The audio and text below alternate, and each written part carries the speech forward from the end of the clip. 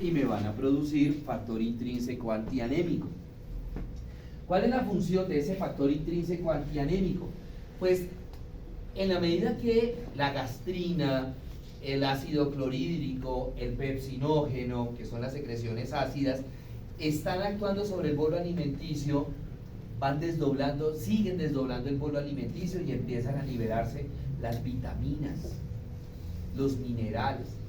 Entonces ese factor intrínseco antianémico lo que hace es reabsorber esas vitaminas y esos minerales para evitar que al paciente le dé ¿qué? Anemia. Por eso se llama factor intrínseco antianémico. ¿Correcto? Bueno. Una vez que ya esos jugos gástricos actuaron sobre el bolo alimenticio, lo convirtieron en una papilla, ¿sí? Una papilla y que ya tiene muchos nutrientes desdoblados, y en ese momento me cambia de nombre, ya deja de llamarse bolo alimenticio y recibe el nombre de quimo. Quimo. Y ese quimo va a pasar al intestino delgado, pasa del cuerpo del estómago, pasa al antro pilórico, del cuerpo del estómago pasa al antro pilórico, y en el antro pilórico hay un segundo esfínter. Acuérdense que yo les decía que el estómago tenía dos esfínteres, el primero cardias, el segundo píloro. Entonces, una vez que ya se está formado el quimo, ese quimo pasa por el píloro se abre y pasa del antro pilórico, pasa a la siguiente estructura que se va a llamar intestino delgado. Ahorita vemos qué parte del intestino delgado, ¿sí? Bueno, esto lo vamos a ver mañana. Oh, perdón. Luego viene el intestino delgado. El intestino delgado se llama delgado porque es una estructura hueca que tiene un diámetro menor en comparación con el intestino grueso. El intestino delgado mide aproximadamente entre 6.5 a 7 metros. En algunas personas de repente hasta 7.5 metros. Eso es completamente normal. El intestino delgado está constituido por tres segmentos, tres partes. La primera porción del intestino delgado se va a llamar duodeno, la segunda porción se va a llamar yeyuno y la tercera porción se va a llamar ilio. El duodeno tiene un trayecto en forma de letra C, el duodeno. Mírenlo acá, el solo duodeno. Aquí estaría el píloro, aquí ya sería antro, píloro, duodeno. Tiene un trayecto en forma de letra C, ¿cierto? En la concavidad de ese duodeno se va a alojar una de las glándulas anexas que vamos a ver, que les voy a grabar, que se llama la cabeza del páncreas.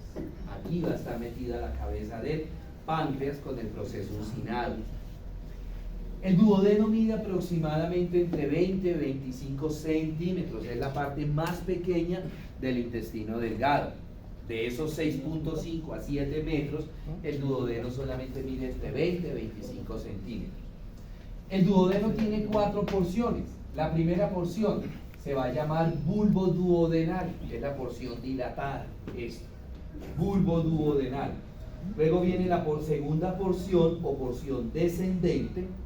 Luego viene la tercera porción o porción horizontal. Luego viene la cuarta porción o porción ascendente. Ahí están las 4 porciones.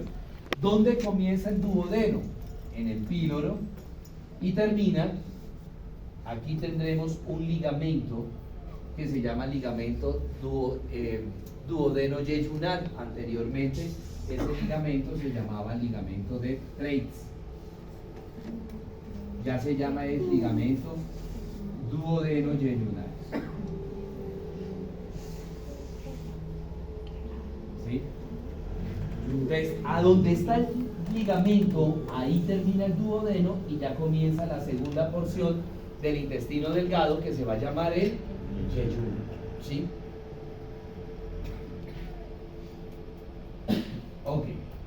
Importante, en la segunda porción del duodeno, en la parte posterior de esa segunda porción, yo voy a tener dos papilas, voy a tener dos orificios.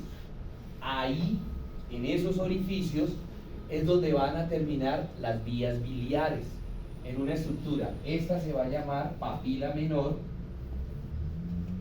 y la otra la papila mayor. ¿Sí?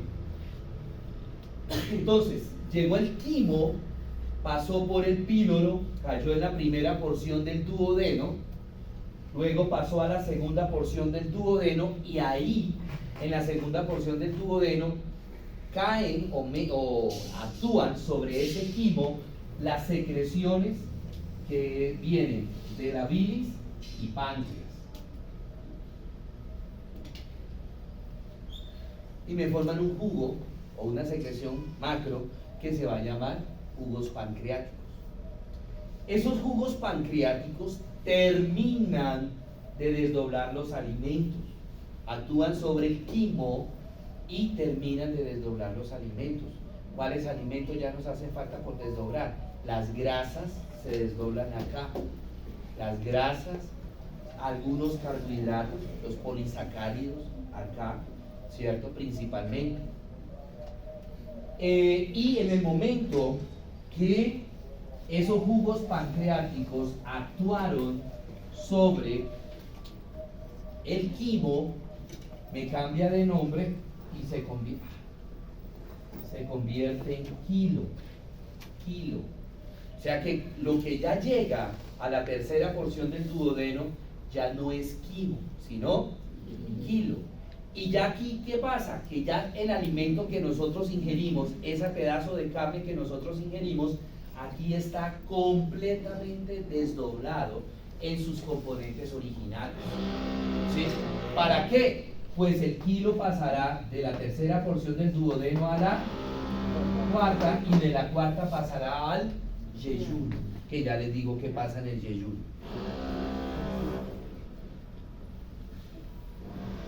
Bueno. Muy bien.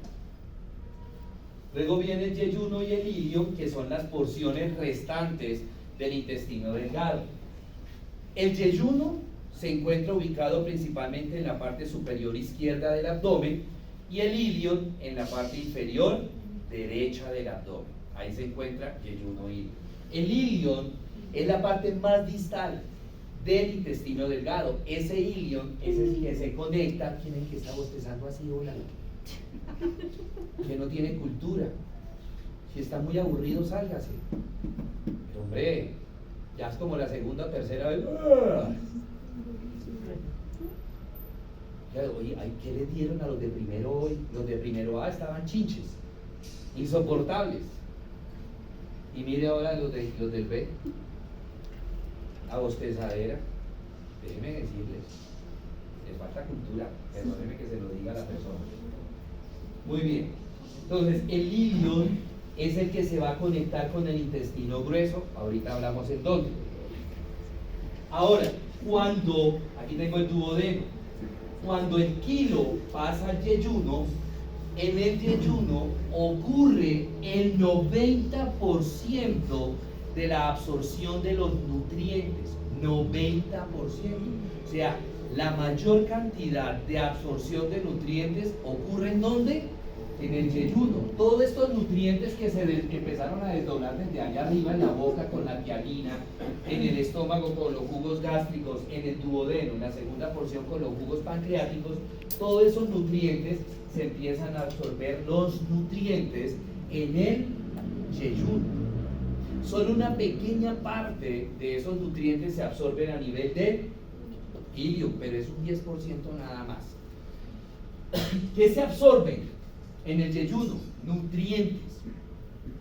¿Qué quiero decirles con esto? Que lo que no sirve, lo que no son nutrientes, esos nutrientes no se absorben en el yeyuno, sino que se van desplazando, van pasando por todo el yeyuno y en la medida que van desplazándose, se van convirtiendo en materia fecal.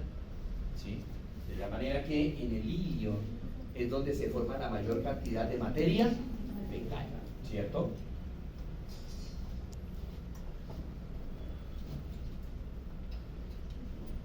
En la parte final del ilio, al unirse con el intestino grueso, esa unión se llama la unión iliocecal, unión iliocecal. Y ahí encuentro una válvula, que también la válvula va a recibir el nombre de válvula iliocecal. Acá tengo el ilio, esto ya es intestino grueso, y acá está la válvula iliocecal. Esa válvula iliocecal cumple dos funciones. Primera función, permite el paso, ojo, materia fecal del intestino delgado, es decir, del ilion hacia el ciego. Esta parte, esta primera porción del intestino grueso, se va a llamar el ciego. Y la segunda función de esta válvula iliocecal es evitar que esa materia fecal se devuelva, ¿cierto?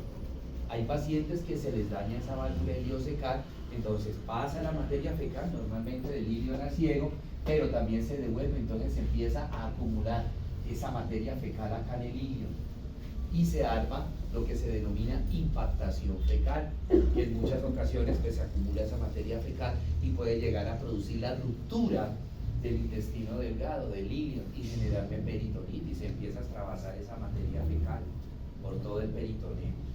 ¿Listo? Bueno, muy bien. Luego tengo el intestino grueso. Se llama intestino grueso porque tiene mayor calibre, de mayor grosor, pero de menor longitud, de menor tamaño, ¿cierto? ¿Cómo reconozco? Es fácil de reconocer el intestino grueso del intestino delgado. Primero ya lo dijimos, intestino grueso tiene mayor calibre. Segundo, el intestino grueso tiene unas bandas de músculo liso. No me gusta ese nombre y está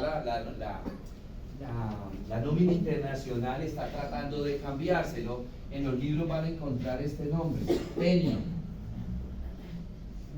por la forma plana que tiene, ¿sí? La tenia. Pero es que si de pronto ustedes han escuchado hablar de la tenia, ¿qué es la tenia? ¿Alguien ha escuchado hablar de ella? ¿Un qué? Un parásito, la que nosotros conocemos vulgarmente como la solitaria, ¿sí? Es un parásito.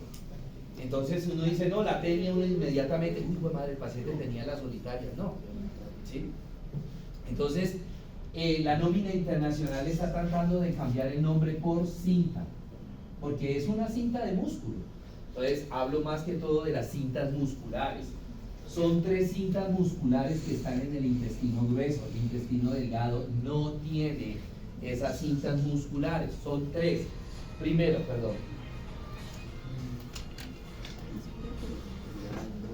muy bien.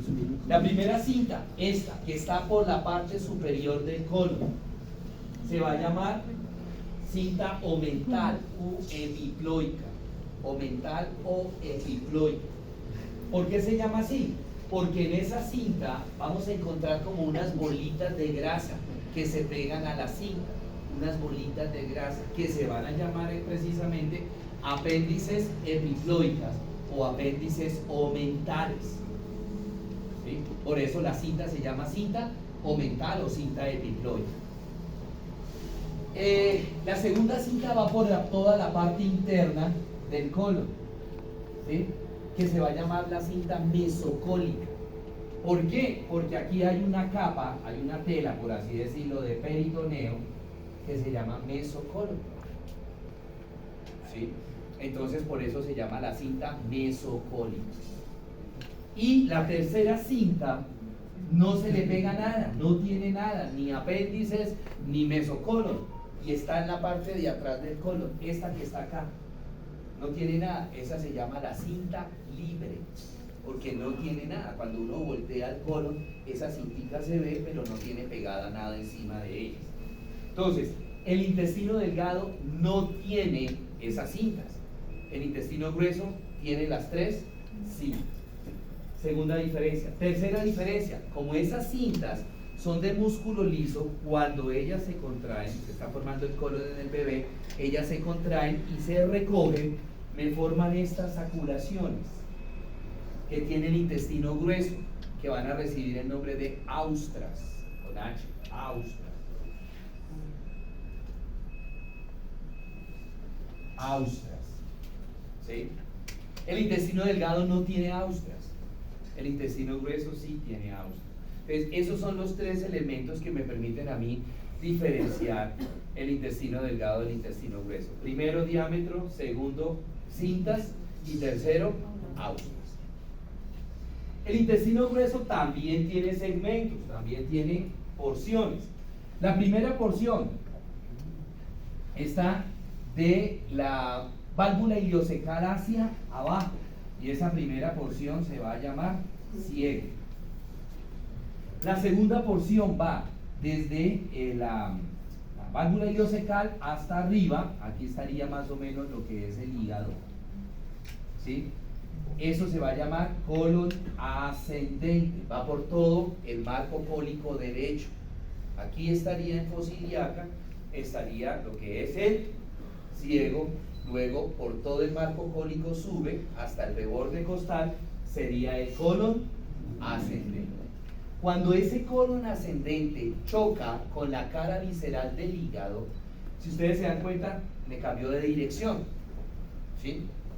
Y se me formó esta flexura, que se va a llamar flexura hepática o flexura cólica derecha. Cualquiera de los dos nombres pueden usar. Flexura cólica derecha, ¿por qué? ¿Qué órgano está formando esa flexura cólica? ¿El qué? El colon. ¿Y de qué lado está esa flexura? O también la pueden llamar flexura hepática, ¿por qué? Porque ¿quién me forma esa flexura? El hígado. Entonces cualquiera de los dos nombres lo pueden utilizar. Una vez se formó la flexura hepática o cólica derecha, el colon me cambia de dirección y se me forma lo que es el colon transverso. Colon transverso que va por todo el marco cólico superior. ¿Hasta dónde va? Aquí voy a encontrar un órgano que se va a llamar el vaso. Entonces, lo mismo, viene el colon transverso, choca con el vaso, inmediatamente me cambia de dirección y se me convierte en colon descendente. Y se me forma una segunda flexura, ¿sí? Que se va a llamar flexura esplénica, porque quien me la formó fue el vaso. Todo lo que tenga el nombre espleno o esplénica hace referencia ¿a quién? Al vaso. Entonces se llama esa flexura flexura esplénica o flexura cólica. ¿De qué lado? Izquierdo. Flexura cólica izquierda. ¿Hasta dónde llega el colon descendente? Hasta este campo que se va a llamar fosa ilíaca izquierda. Fosa ilíaca izquierda. Allá en la fosa ilíaca izquierda me vuelve el colon a cambiar de dirección. Se me va para la derecha y empieza a adquirir un trayecto en forma como de letra S. Aquí pues lo hicieron cortito, pero él empieza a enrollarse así, ¿sí? Y por eso esta parte se llama colon sigmoides, por el trayecto en forma de letra S que tiene. Cuando ese sigmoides llega al hipogastrio, inmediatamente se dirige, me vuelve a cambiar de dirección y se dirige hacia abajo para formarme lo que es el recto. Y ese recto termina a nivel del ano, termina en el ano ese recto, ¿cierto? Esos son los segmentos del intestino grueso, ¿correcto? Ciego, colon ascendente, transverso, descendente, sigmoides, recto. No olvidando las flexuras, ¿no? Muy bien. Preguntas, dudas, inquietudes hasta el momento.